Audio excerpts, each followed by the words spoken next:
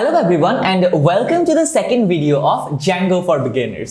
So আমরা এই ভিডিওতে অ্যাকচুয়ালি একটা Django প্রজেক্ট ক্রিয়েট করার ব্যাপারে বলবো, বাট তার আগে একটা জিনিস আমি একটু বলে নিতে চাই, সেটা হচ্ছে যে অনেক ক্ষেত্রেই আমাদের যেই পিসি আছে সেটা যদি আমরা পাইথনের অনেক প্যাকেজ একসাথে ইনস্টল করি সেক্ষেত্রে একটু এলোমেলো হয়ে যেতে পারে। এজন্য অনেকেই বিশ্বাস করে যে একটা ভার্চুয়াল এনভায়রনমেন্ট ক্রিয়েট করে নেওয়া is the best way of working.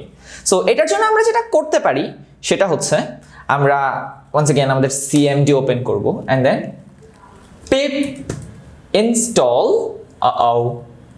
install virtual environment wrapper and dash windows. So windows এর যে virtual environment wrapper প্যাকেজটা সেটা আমরা ইনস্টল করে নিব, enter, and আমার কাছে অলরেডি ইনস্টল করা আছে, every requirement is already satisfied. এই আচ্ছা, সো এবার আমরা একটা নিউ ভার্চুয়াল এনভায়রনমেন্ট ক্রিয়েট করব। ভার্চুয়াল এনভায়রনমেন্ট কিভাবে ক্রিয়েট করতে হয়? ওয়েল, আমরা জাস্ট লিখব মেক ভার্চুয়াল এনভায়রনমেন্ট এন্ড এরপর এটার নাম দিয়ে দিতে হবে আমাদের একটা, আমরা যে কোনো একটা জাস্ট নাম দিয়ে দিব। সো আমারটার জন্য আমি নাম দিলাম হচ্ছে লেটস সে জ্যাঙ্গো। আচ্ছা না, জ্যাঙ্গো নাম দিলে প্রবলি কনফ্লিক্টিং হয়ে যাবে, সো আমি জাস্ট ভিআইআর আমার ভার্চুয়াল এনভায়রনমেন্টের নাম দিলাম ভিআইআর, এন্টার।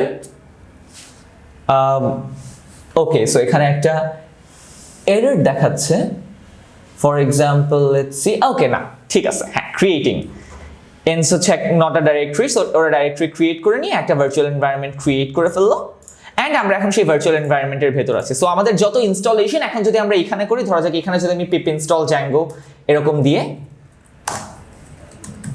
এবার আমি ইনস্টল করি, তাহলে এখানে ইনস্টল হবে এন্ড আমি আমার সব কাজ এখানে করতে পারবো এই ভার্চুয়াল এনভায়রনমেন্টে। বাট এটা যে একদম নেসেসারি এমন না, বিগিনারদের জন্য অ্যাকচুয়ালি এটা খুব ইম্পর্টেন্ট না এবং এটার যে অনেক প্রয়োজন ব্যাপারটা এরকমও না, but just for the sake of completion আর কি, যে কিভাবে আমরা একটা ভার্চুয়াল এনভায়রনমেন্ট ক্রিয়েট করবো। সো আমরা এই কোর্সে আপাতত ভার্চুয়াল এনভায়রনমেন্ট ইউজ করছি না, বাট যদি কারো ইচ্ছা হয় সেই ইউজ করতে হবে। অলরাইট, তাহলে আমাদের এই ভার্চুয়াল এনভায়রনমেন্টের ব্যাপারটা আমরা দেখলাম। এখন নেক্সট কাজ হচ্ছে আমাদের একটা পাইথন প্রজেক্ট ক্রিয়েট করা।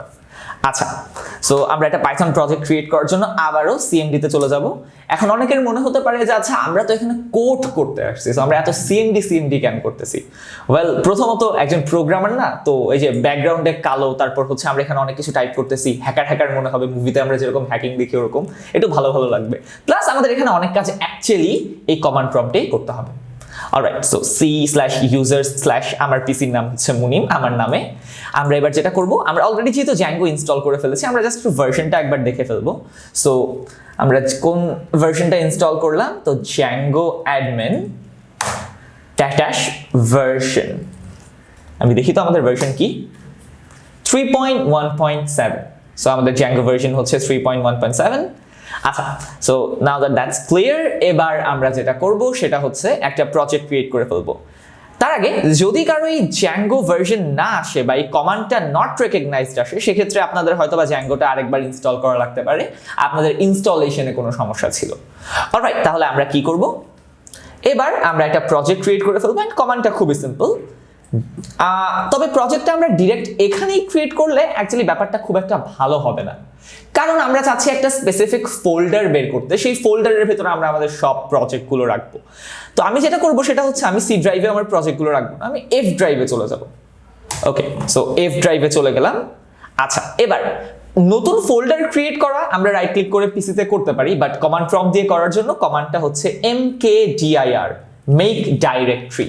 সো মেক ডাইরেক্টরি আমি দিব আমার ডাইরেক্টরির নাম Zango projects, Zango projects. Okay, so এবার আমি একটা নতুন ফোল্ডার ক্রিয়েট করলাম। আমি যদি আমার এফ ড্রাইভে চলে যাই তাহলে আমি দেখব এই যে আমার আমাদের এখানে দুইটা ফোল্ডার ক্রিয়েট হয়ে গেল, বিকজ আমি স্পেস দিয়েছি, এই কারণে আমাদের দুইটা ফোল্ডার ক্রিয়েট হয়ে গিয়েছে, একটার নাম জ্যাঙ্গো আর একটার নাম প্রজেক্টস। ওকে, সো আমরা স্পেস দিব না, এর চেয়ে আমরা একটা কাজ করি, আমরা জাস্ট প্রজেক্টস ফোল্ডার নিয়ে কাজ করি, জ্যাঙ্গো দরকার নেই। আমি যদি পুরো একটা ফোল্ডার নাম দিতে যাইতাম যে যেটার নাম হচ্ছে গিয়ে জ্যাঙ্গো প্রজেক্টস, তাহলে আমি এরকম করতাম mkdir ডাবল কোটেশন দিয়ে জ্যাঙ্গো প্রজেক্টস।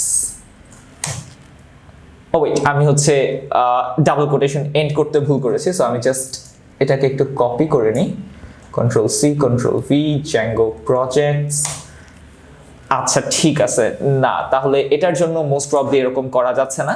যাই হোক, will get back to this. আপাতত আমরা জাস্ট আমাদের যে প্রজেক্টস ফোল্ডারটা আছে সেটা দিয়ে কাজ করি। অলরাইট, সো আমরা আবারও সিএমডি তে চলে যাই। অলরাইট, তাহলে আমরা প্রজেক্টস নামের একটা ফোল্ডার ক্রিয়েট করলাম। আমরা আবারও এফ ড্রাইভে চলে যাব। এফ ড্রাইভে আমাদের ফোল্ডারের নাম ছিল প্রজেক্টস। তো আমরা যেটা এই প্রজেক্ট ফোল্ডারটা কিভাবে ওপেন করব? সিডি, সিডি হচ্ছে আমাদের প্রজেক্ট ওপেন করার command. So CD projects. Okay, so আমি f/projects এখানে চলে এসেছি। এবার আমি হচ্ছে এইখানে আমার নতুন একটা জ্যাঙ্গো প্রজেক্ট ক্রিয়েট করব। সো আমাদের ক্রিয়েট করার জন্য কমান্ড কি? Django